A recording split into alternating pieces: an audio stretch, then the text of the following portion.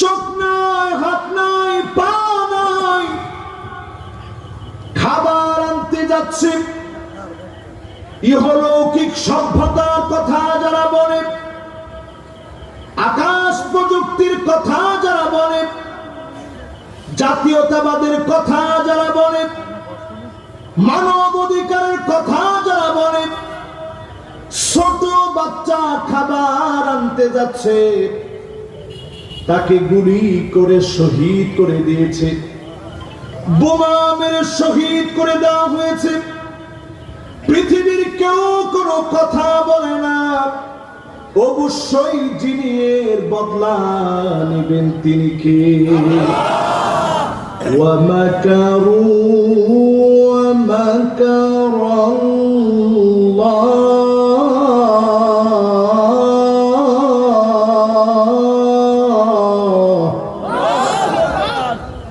ওয়াল্লাহু খায়রুল মাকিরিন।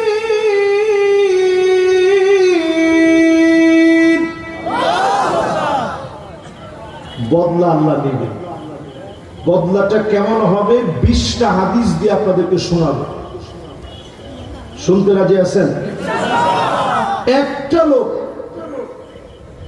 এই মাহফিল থেকে এখন আর নড়াচড়া করার সুযোগ নেই। আমির সাহেব শুনবেন, সবাই আমরা মনোযোগ সহকারে দেখছেন আমির সাহেব কেন শুনতেছে, এরকম সবাই দিনটা নিয়ে শোনেন।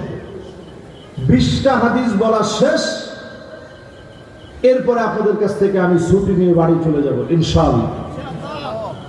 বাড়ি তো অনেক দূর, সে পর্যন্ত যদি আল্লাহ যাওয়ার তৌফিক দেয়। 1 নম্বর হাদিস, আল্লাহর হাবিব বলেন,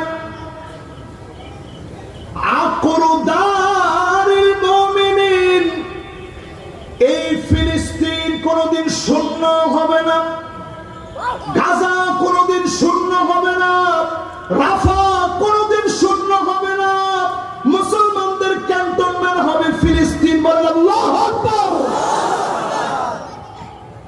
সময় সেই দিকে যাচ্ছে,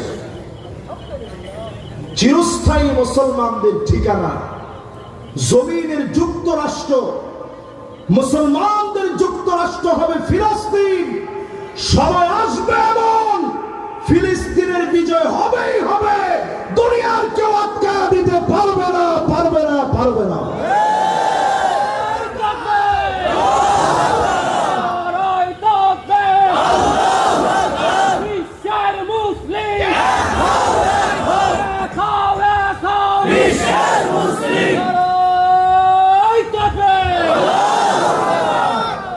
তাহলে 1 নম্বর হাদিস হচ্ছে ফিলিস্তিন কখনো শূন্য হবে না। বাকি হাদিস আছে কয়টা? 19টা হাদিস এখনো বাকি আছে। আমি দেখি কয়টা হাদিস আপনারা ফিলিস্তিনের মহব্বতে মনে রাখতে পারেন। 2 নম্বর হাদিস হলো, আল্লাহুম্মা বারিক লানা ফি শামিনা। নবীজি দোয়া করলেন, আল্লাহ তুমি আমার শামের ভিতরে বরকত দিয়ে দাও, তুমি আমার শামের ভিতরে বরকত দিয়ে দাও। ফিলিস্তিন শামের অন্তর্ভুক্ত,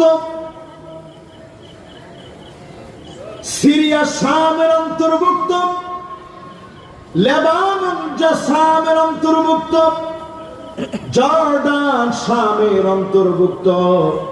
এই 4 দেশের ভিতরে বরকত আসবে, ফিলিস্তিনের ভিতরে বরকত আসবে, সিরিয়ার ভিতরে বরকত শুরু হয়ে গেছে। 12 বছর মার খাওয়ার পরে যিনি সিরিয়ার ভিতরে বরকত দিয়ে দিয়েছেন তিনি কে? এবার চিন্তা করেন, সিরিয়া মার খাইছে 12 বছর, আমাদের দেশে আমরা মার খেয়েছি কত বছর? তো বরকত আসা শুরু হয়েছে, আপনারা বুঝতেছেন না? এই যে মাহফিল আজকে আমির সাহেবের নাম নিছি, এই নাম তো দূরে থাক, ওনার নাম যদি পোস্টারের কোনো কোনায় লেখা থাকতো যে পোস্টারটা অমুকের সৌজন্যে, মাওলানা মুখতার সাহেবের সৌজন্যে এই পোস্টার, তাহলে আমরা মাহফিলটা করতে পারতাম। আর উনি যদি স্টেজে এসে বসতো, একটা আলেম মানুষ তো, আপনি দলীয় পরিচয় বাদ দেন, আমরা কি মাহফিলটা করতে পারতাম? সুতরাং সময় আসবে এমন দিক দিগন্তে প্রান্তে প্রান্তে কালেমার পতাকা পথ পথ করে উঠবে, কোন জালেম টাকা পর্যন্ত বাধা দিতে পারবে না, ঠিক কিনা বলে? 2 নম্বর হাদিস বলছে শামের ভিতরে বরকত আসবে, এই বরকত বিশ্বময় ছড়ায় পড়ছে, জোরে করে আল্লাহু আকবার। তাহলে 2টা হাদিস গেছে, বাকি আছে কয়টা? 18টা। এবার 3 নম্বর হাদিসটা শুরু করি। 3 নম্বর হাদিসের ভিতরে 6টা পার্ট আছে। কয়টা? 6টা। আল্লাহর হাবিব 1 নম্বরে বলেন উদুদ সিত্তান বাইনা ইয়াদাইস সাব, কিয়ামতের আগে 6টা বিষয় গুণে রাখবা। 1 নম্বরে মৌতি,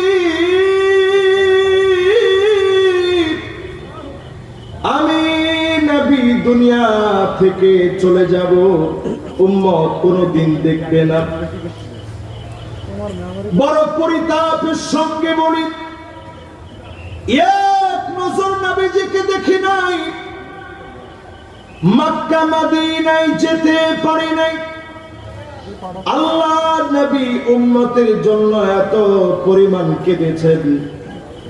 আম্মা জানা আয়েশা বলেন, প্রায় রাতে আমার ঘুম ভেঙে যেত কান্নার আওয়াজে।